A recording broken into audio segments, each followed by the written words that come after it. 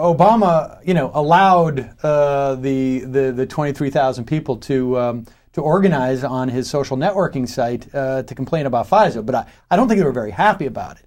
And I think it sends a broadside across the campaign's bow, and it says, like, look, we're watching, and I think this is, and frankly, on the FISA thing, aside from Obama, because at the end of the day, Obama's vote didn't really matter. It didn't. It would have been nice if he had kept his pledge, and it would have made people feel more comfortable, perhaps on some level, as to where he was going once he becomes president. But at the end of the day, the real issue is people like Steny Hoyer, who in the House basically flipped this whole thing around. We do have a problem here where George Bush could not get this ability to illegally and unconstitutionally, in my opinion, spy on Americans when Republicans were in charge of the House and the Senate. He had to wait for Democrats to become in charge of the House and the Senate.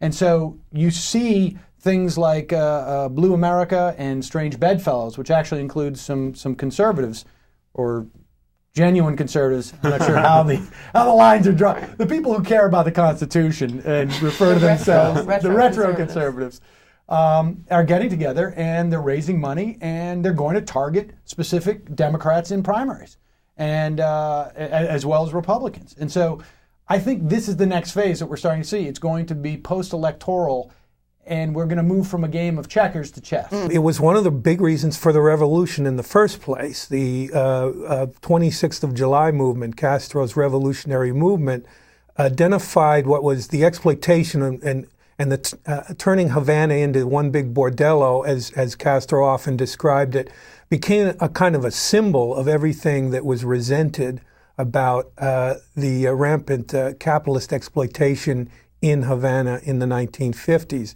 So it was a key symbolic impetus for the revolution. And then, of course, after Castro takes over in 1959, you have the United States government forming an alliance with many of these very same mobsters who were there in an attempt to overthrow the Cuban government, assassinate Fidel Castro.